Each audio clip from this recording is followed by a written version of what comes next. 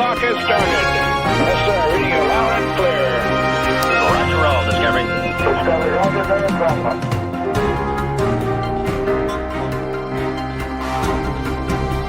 Thank you, Andrew, and welcome to the March 6th, 2019 edition of Space News. This is Michael Abdillah, and I have Tina Stagg and Angelo Di Grazia here with me tonight from the Space Association of Australia.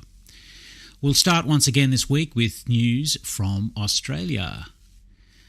A former NASA astronaut has joined the board of an Australian space startup.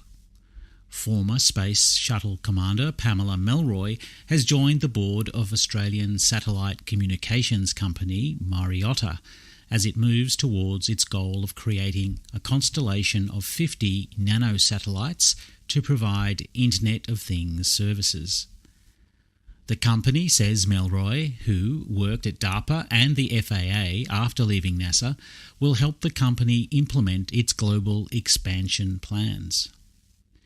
Melroy is Director of Space Technology and Policy for another Adelaide-based professional services firm, Nova Systems, a position she has held since 2017. The announcement comes just 3 weeks after Mariota announced the first of a string of commercial applications that will use its low-cost Earth-to-satellite transmission technology. This one enabling farmers to receive water-level data direct to their mobile phones. Melroy began her career as a pilot in the United States Air Force before joining NASA and becoming the second woman to command a space shuttle mission. The Australian Space Agency has added 2 major players in the space industry to its growing list of international partners. The agency has signed statements of strategic intent and cooperation with Goonhilly Earth Station and Lockheed Martin Australia. Industry, Science and Technology Minister Karen Andrews said the agreements were another step forward for the agency and showed it was already highly regarded as a valuable partner on the international stage. Andrews said the Lockheed Martin signing acknowledged the company's role in supporting the growth of the space sector with its provision of civilian products and services in areas such as data analytics, quantum computing, research and development, and STEM programs. She said the name Goonhilly had long been associated with satellites and communications. Goonhilly will establish an Australian registered company with the intent to employ local research and development, engineering and other personnel, which includes seed funding to invest in Australian deep space communication assets to support Earth observation and advanced communications. The agreements add to those the agency has already reached with Airbus, Nova Systems and Sciatel.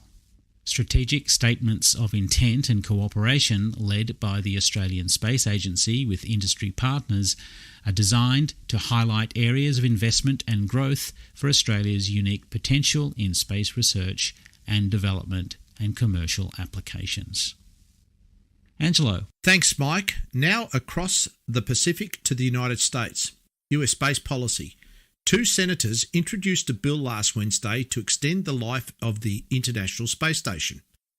The Advancing Human Spaceflight Act by Senators John Cornyn and Gary Peters would extend NASA's authorization to operate the station from 2024 to 2030.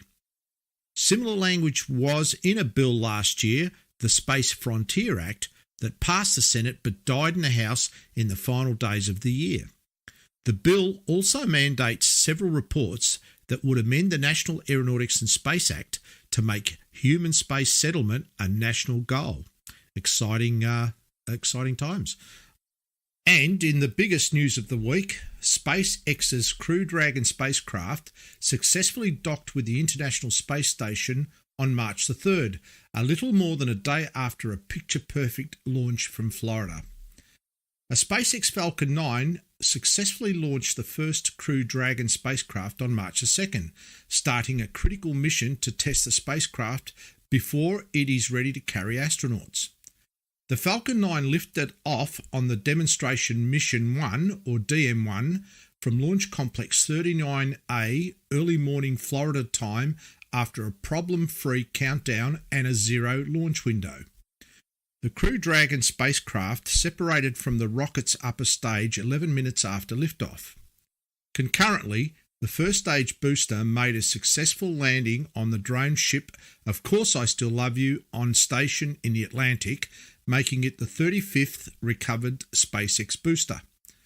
On its way to the International Space Station, various tests were undertaken, including opening the nose cone of the spacecraft to expose its docking port and firing several of its Draco thrusters. All worked as expected. The Crew Dragon was not carrying astronauts, but did have an onboard instrumented mannequin named Ripley, a reference from the movie Alien, wearing a SpaceX pressure suit. Elon Musk tweeted late on March the 1st that there was also a super high-tech zero-G indicator on board. This was a plush toy resembling the Earth sitting on one of the seats inside the capsule. The toy incidentally sold out back on Earth not long thereafter.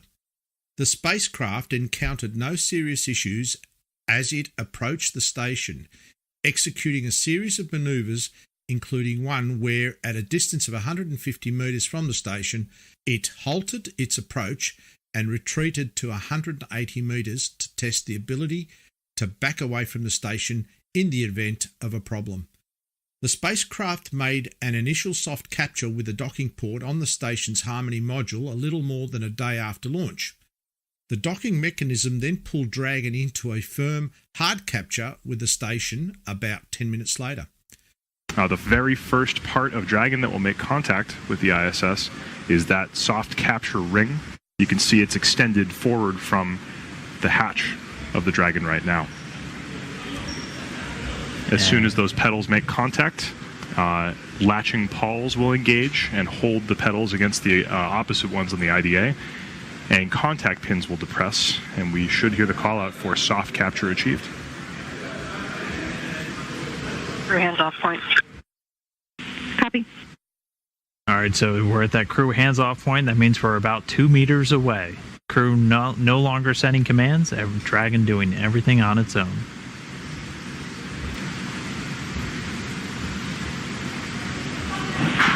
Soft capture confirmed.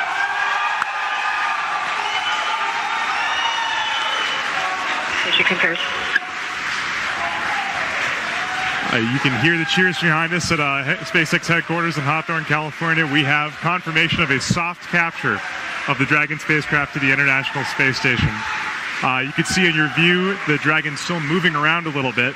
That's the soft capture ring is attached to Dragon by way of 6 arms that are all attached to springs that help dampen the motion, the difference in the relative velocities between the Dragon and the space station.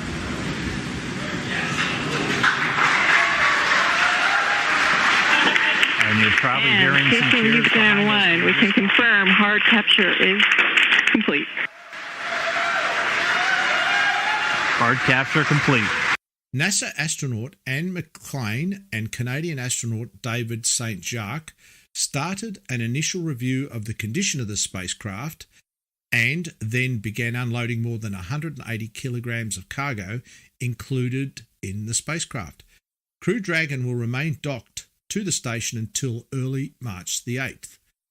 Dragon will splash down in the Atlantic Ocean off the Florida coast at approximately 8:45 a.m. Florida time that day, not long after departure, where SpaceX vessels will recover the spacecraft and return it to Cape Canaveral.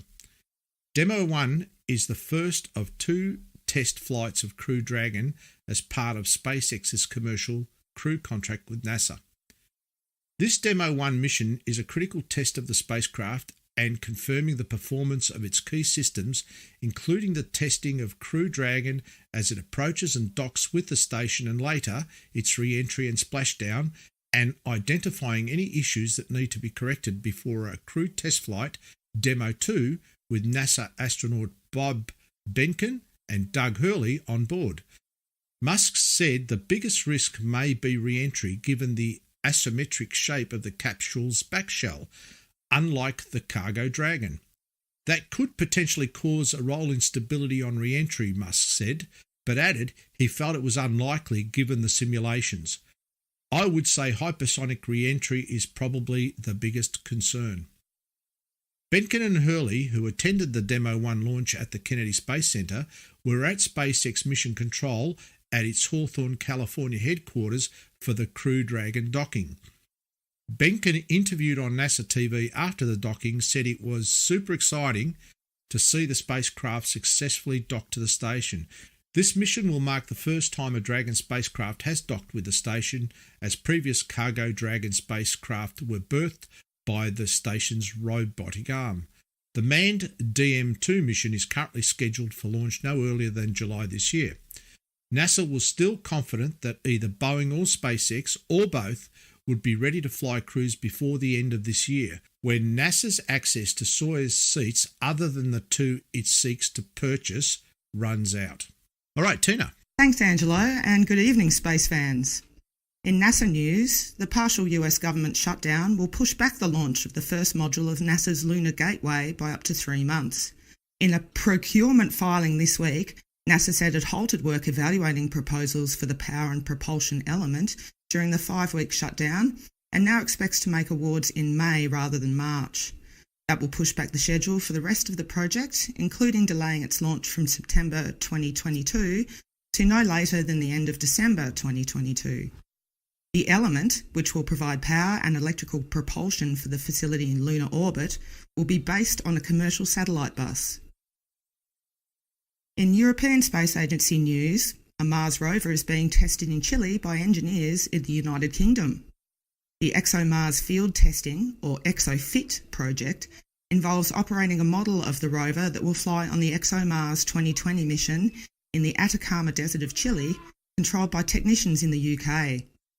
The testing is intended to understand how to best teleoperate the actual rover, named Rosalind Franklin, once it lands on Mars in 2021.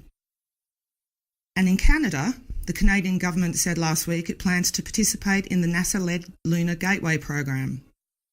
Prime Minister Justin Trudeau, in a speech at the Canadian Space Agency headquarters, said Canada would provide a Canadarm3 robotic arm for the Gateway.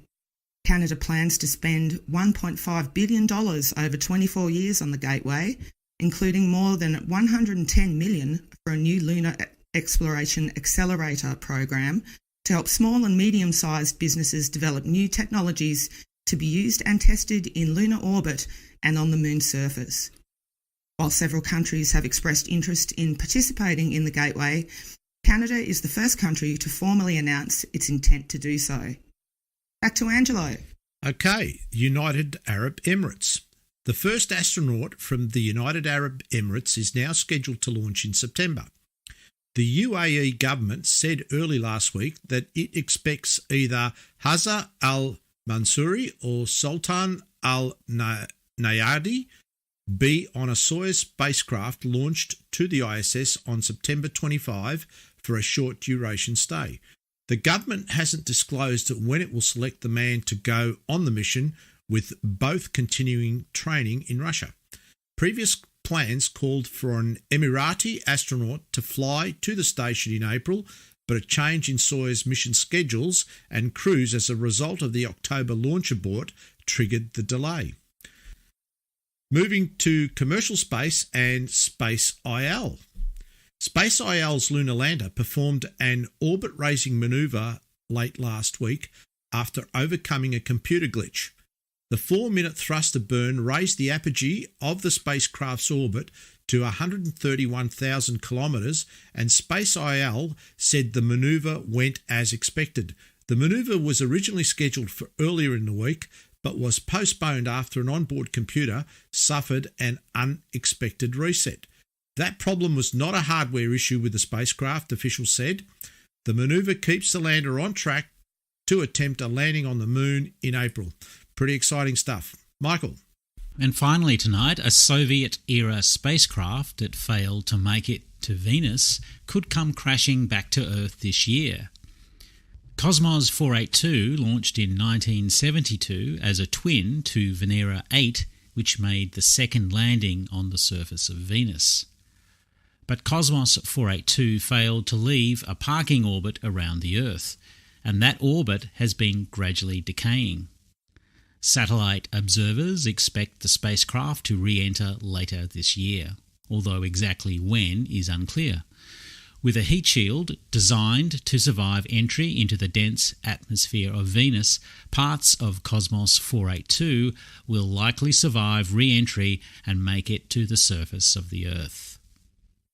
Well, that's all we have time for tonight. Thank you, Tina. Thank you, Angelo. And it's back to you, Andrew.